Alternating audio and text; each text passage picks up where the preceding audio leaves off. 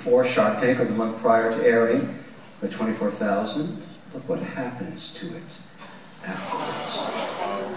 Run rate is 450,000 a month. It's going to make 800,000 free cash flow. Danny, the young girl, 27, just got married. I helped her with her prenup.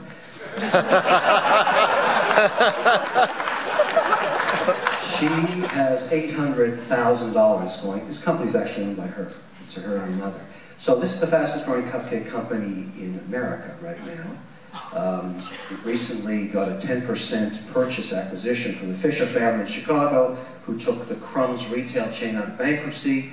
As of next week, this will be in retail across America. We've moved into pies, and we're charging 20% more for gluten-free. I love that. I just absolutely love that. And so the Shark Tank factor is very much alive, and I think in studying what this is it truly is a launch platform. This is clearly a commodity, and it's growing very quickly, and I think America's figured that out. We have 110,000 applications for the current year we're starting to shoot. Everybody understands how this works, but what's really going on here with Wicked Cupcakes is they figured out their customer acquisition costs by being on Shark Tank are zero. They don't spend any money on advertising. What they try and do is stay on television, and because they're a daughter-mother team, which is very on trend in America now for getting on daytime television, they're ubiquitous. They're everywhere. They've hired lots of new people. We're creating jobs here. Actually, 42 new ones. This is a little outdated, this slide. You see them on every week on one show or another. Good Morning America next week, plotting their success. This mother and daughter have figured out how to stay on television and continue to grow. Now let me give you some stats about venture capital. Over 50 years, it's a highly risky proposition. If you look at 10 deals over the last 50 years, including the internet bubble, only 2 out of 10 ever return capital. That means you lose 80% of the time. Nothing changes that. So if you look at a typical venture capital firm, even a big one, 80% of the time they lose their money. After 6 years, Shark Tank is now achieving return on capital on 40% of its deals, 4 out of 10. Why? Here's my speculation.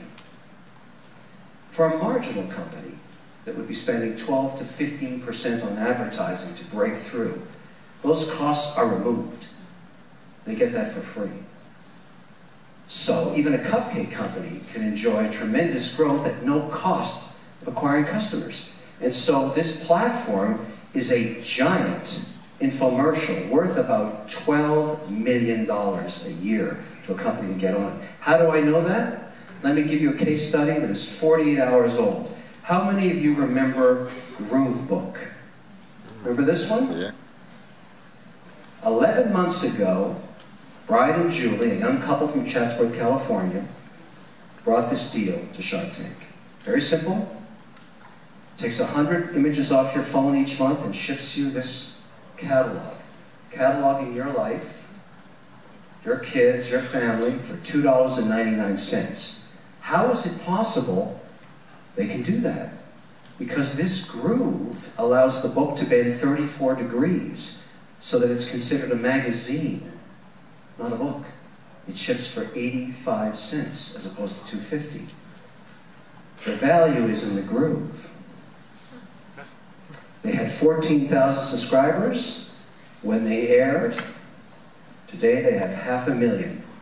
Shutterfly called me up, public company, said, "We must buy this. You're stealing our share." And they offered $7 million for it 11 months later. And I said, "Are you kidding?" Never. They bought it on Thursday for $14.5 million cash. Julie and Brian are multimillionaires 11 months later. The American dream is alive in a very big way. And we watch it happen on Shark Tank. Why is Shark Tank so successful? Why would anybody be watching this? Why would a 9-year-old girl be interested in watching something about business? The networks want to know, the advertisers do, the competitors want to know. There's 7 different shows trying to knock it off right now. I have a thesis. I'll tell you what it is. What are you watching when you watch Shark Tank? You're watching the pursuit of freedom. Is there anything more noble than creating your own wealth and setting yourself free? No. That's what Shark Tank's about. It's the essence of personal freedom. It's not about getting rich. It's about achieving something for yourself that is unique to our society and capitalism. Personal freedom. And that's why I'm here today. I want to talk to you about that. That's what matters. That's what creates everything that's great in America, is the ability to start a business from scratch in your basement, whether it's a cupcake or a groove book or thousands of other ideas. Create a business worth millions of dollars, employ hundreds of people, provide for your family, yourself, their families, and all the good things we enjoy from capitalism, which is freedom. Now, there's a lot of sacrifice involved. I'm speaking to those of you in this room that want to become entrepreneurs. So let's try and learn something from the Shark Tank experience. I want to share with you, other than funny pictures like this, 3 common attributes to all of the deals that got funded on Shark Tank versus all the ones that didn't. This does not speak to the outcome of the businesses. It speaks to those entrepreneurs that are able to sit in front of investors or stand there and actually get their money. And I want you to realize that there's a huge opportunity to understand something unique here, because in each of these 3 cases, they were present in 100% of the deals that got funded. Over thousands of presentations. But in every case, these 3 attributes were there. And why I'm bringing it up now is I know some people are going to be up in front of me in just a few minutes, and I want them to hear what I'm saying here, because maybe they want to modify their presentations a little bit. All right? Number 1, in 100% of the cases, the deals that got funded, the entrepreneur was able to articulate the vision in 90 seconds or less. The idea was so blindingly simple that you could understand it in a minute. This is a cupcake. We put it in a jar. We ship it to people for $6.95. I get it. This is a groove book. I carved a groove in it so I could ship it at the price of a magazine. I get it. See what I'm saying? All right. 100% of the cases, 90 seconds or less. Number 2, in every case, the entrepreneur, usually a team, over 80% of the time, were able to articulate why they were the right people to execute the business plan. What credentials, what confidence, what experience, why were they able to take an idea and turn it into a business? Very important. Present in 100% of the deals that got financed. Now this is far more sinister, this last point, because in front of me, multiple times I have seen deals that are now like an isotope sizzling. The first 2 are present, sharks are fighting, everybody wants in, and then this happens. In 100% of the time that people got financed, they were able to answer every single question about their business model and their numbers with perfection. When you are sitting listening to an entrepreneur and you start to ask them, how much market share do you need to break even? What's your margins? How large is the market? How fast is it growing? Who's your number 1 competition? How much free cash flow do you think you'll make in the first 3 years? If you can't answer those questions, or you make a mistake, or you seem lost, you're screwed. This is really important. This last one's a killer. And I want you to remember that, because I tell entrepreneurs today, if you're not good with numbers, bring someone who is. It's incredibly important. I want to talk about the economic environment we're in for a moment, because you're going to be going into the workforce. I run about $1 billion in one of my companies, in a mutual fund company, so I have lots of data with me, and I don't want to make it complicated or long, but I want to talk to you about the environment you're going into and what's changed over the last 10 years. First of all, we're very lucky in North America. Even if you can't read this chart, I'll explain what it says. Our companies, the S&P 500, have record earnings as of yesterday, record cash flow, record profits, record stock buybacks, record free cash to distribute and dividend increases. Never in our lives has the S&P 500 made more money than it's making right now, ever. So that's the good news. We're going into a really interesting economy, even though we have lots of bad things to worry about. Pandemics, ISIS, Russia. Our companies have never made more money than they're making right now. That's good. A lot of people say to me, gee, the bull market is long in the tooth. It's going to correct, it's going to come crashing down just when you're graduating. Take the emotion out of it and let's go look at the data. I love to look at data. This is a chart of how many days between 15% corrections in the stock market. A 15% correction is painful. We are 714 days since the last 15% correction. There are many periods in history where thousands of days have gone by before the market corrects. I think we're in the third inning of a roaring bull market. That's how I'm investing. Not only in small companies, but in large ones. I like to take the emotion out of data. The challenge everybody has in America today, particularly those that are retiring, is this: record low interest rates. Most of us, when we retire, we buy muni bonds or a 10-year government bond and make 5 to 6%. For 100 years, we could do that. And in the last few, the rates have dropped to below 3. But I want to show you something. I spend a lot of my time studying what economists are thinking is going to happen in the next 24 months. And what I see coming are rate hikes. About 30 basis points, 1/3% in the next 24 months. That's the general consensus globally of what's going to happen. So should we worry about that? If rates go up, will the market crash? Let's look at that. What happened way back in 1999 when rates were up, or more recently in 2004? Basically nothing.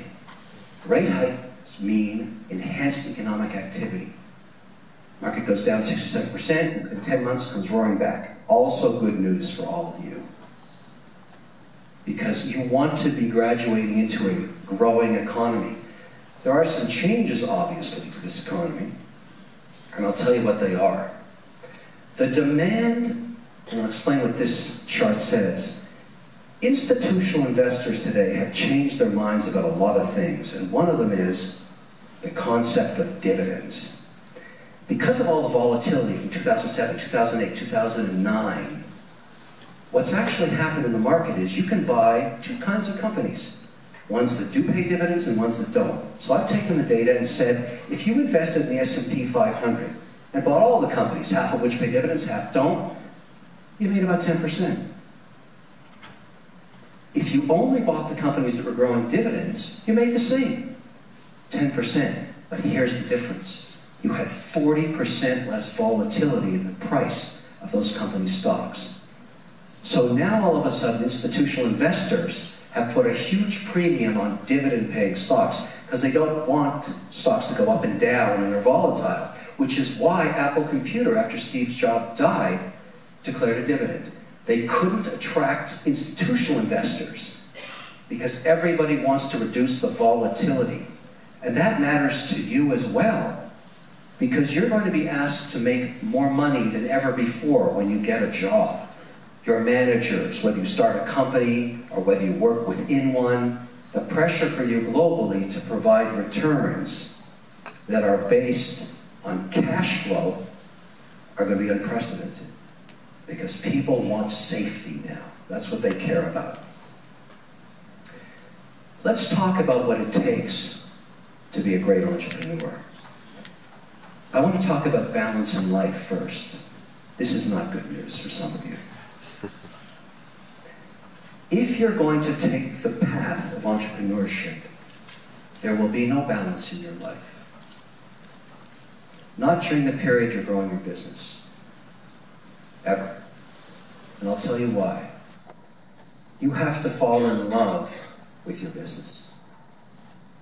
It's going to consume you. It will eat your hours alive. And if you don't have the passion to do that, your competitor will. And they will kick your ass. Because they're so in love with what they do. Now, I'm going to tell you a little story. It's difficult to hear, but it's the truth. I was teaching a class very much like this in an evening in a college recently, when a young man up at the top at the end of the class at 9 o'clock at night put up his hand and said, "Can I ask you a question, Mr. O'Leary? I'm struggling with a problem, a personal problem." And I said, "Well, I'm not Dr. Phil, but let's hear it."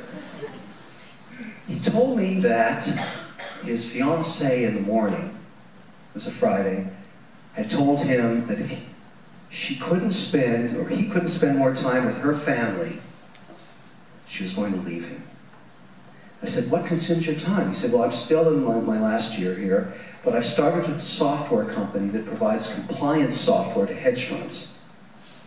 In the Boston region, there's tons of hedge fund companies. My subscription run rate is $5 million a year, and I'm running out of my dorm." I said, "Wow, are you kidding? What's the problem?" He said, "Well, I have to work all day, all night. I got to go to school, and then I got to work on my coding. I've got 16 people working with me globally, coding with me. I'm busy. And I'm building this thing, and it's working. We're providing compliance reporting to the SEC, and we're making $5 million a year. But my fiancée is going to leave me." And I said, "Well, wait. Let's be pragmatic. Which one is easier to replace?"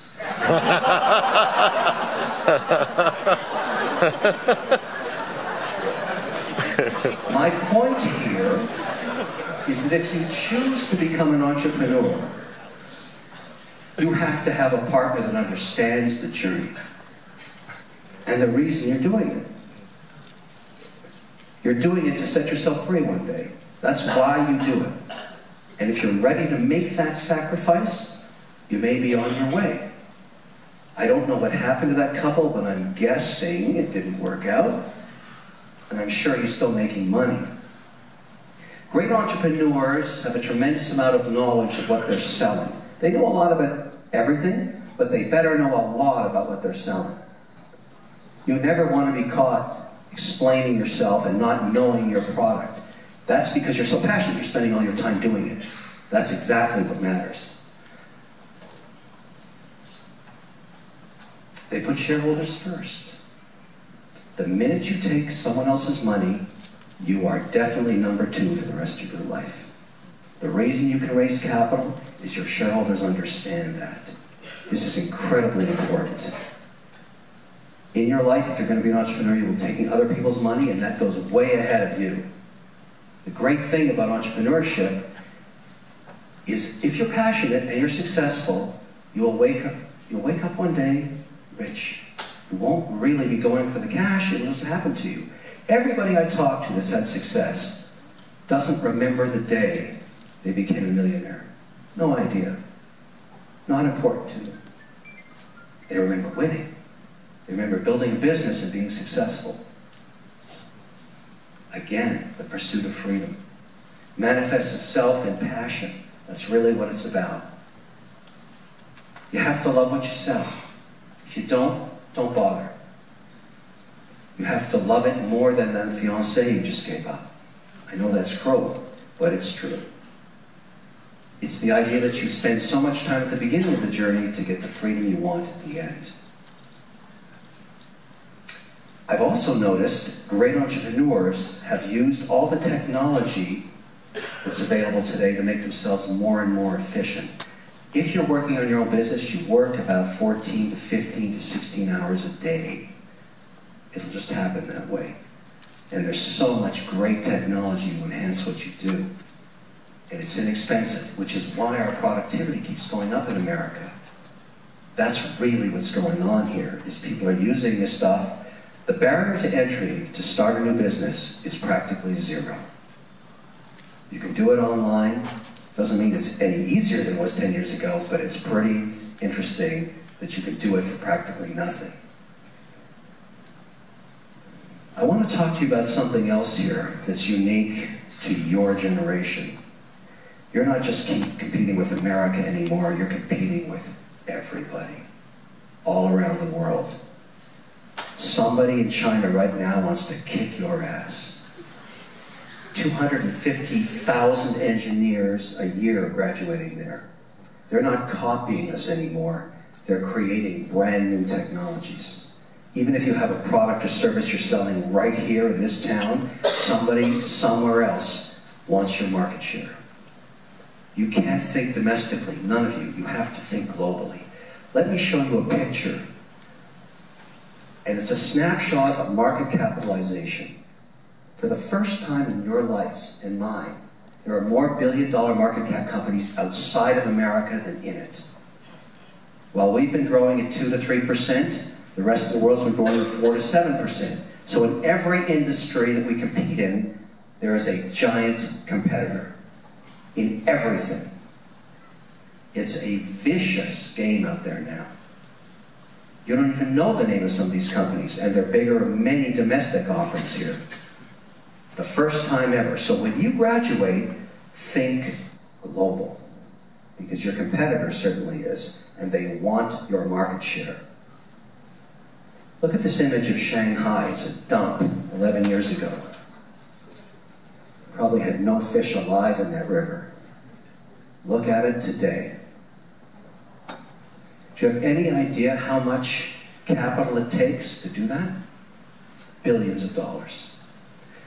I looked at this image and said to myself, I bet you I could call the CEO of Otis Elevator and ask him a very simple question.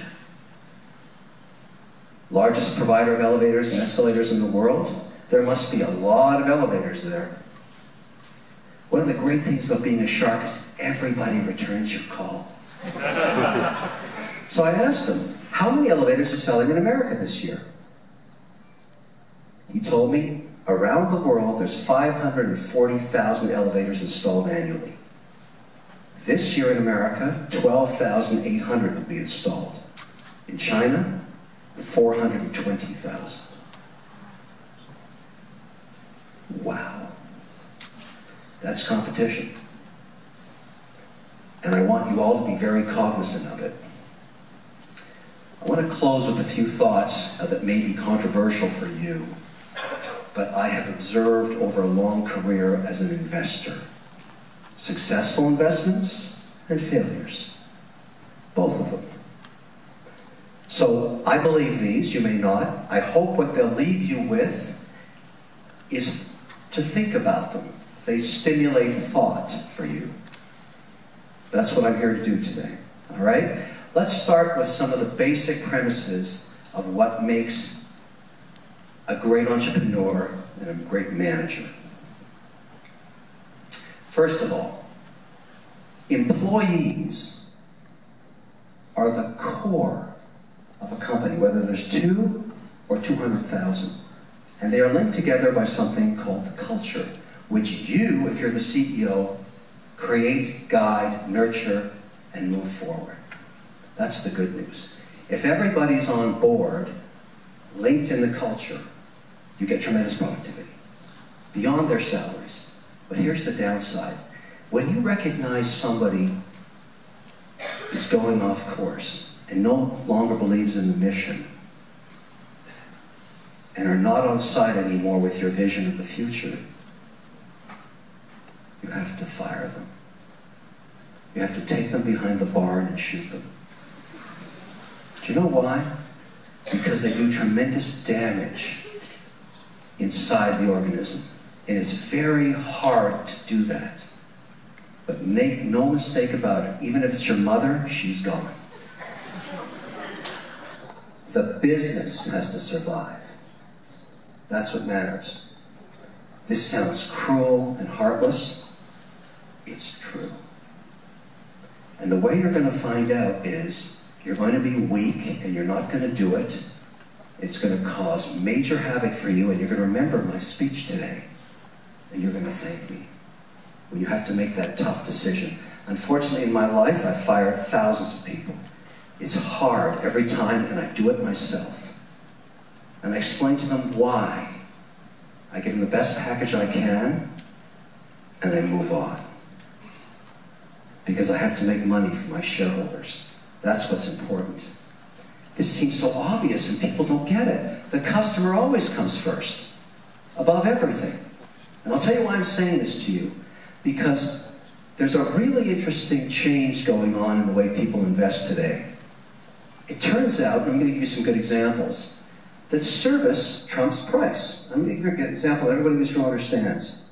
If you can create great customer service in your product, or your service, or whatever you're selling somebody, and that everything they need from your organization is provided, and you're top of the pack in customer service, you can charge an outrageous price over your competitors. What's a great example of that? Apple Computer. You pay 35% more for a Mac laptop than a Windows one. Why? It does exactly the same thing. You love the brand, you love the customer service, you like the way the store looks, you're comfortable knowing they're backing your back every time you need them. There's a theory today in venture capital and in private equity, you buy businesses with really weak customer service, do nothing except fix that, and raise prices 15%. Get a 33% IRR. It turns out around the world, customers want the path of least resistance. It's a little bit of secret sauce I want you to know. If you create an organization, spend a third of your time worrying about your customer service. Listen to what they say. If they're not happy, you're going to be unsuccessful. There is no question about that. Now something a little controversial. Most recently I spoke at another business school. We had quite a debate about this. When I want to buy a company and take a control position in it, 51%, I don't ask to meet with the CEO. I want to meet with the man or woman that is running sales. And I want to drink some good burgundy with them. Take them out for dinner, get to know them a little bit, and ask them all about their challenges. In any organization in America, the person that knows most about the business, about the challenges, about the competitors, about the product, about the market, is the head of sales. They know everything. And what I like to do is spend a couple of days with them, and then I go meet the CEO. And if they know less than I do, the first person I fire when I own the company is the CEO. Who do I want to pay the most? Head of sales. I believe in an organization, the #1 person in terms of compensation should be the head of sales. Should make the most money, always. Who has the hardest job? The head of sales. Who knows the most? The head of sales. Who determines the destiny of the company? The head of sales. That's how I run my organizations. I take the caps off and I let who's ever running sales have unlimited upside. I want them to be stinking rich. Why? Because that's the fuel that makes any business successful.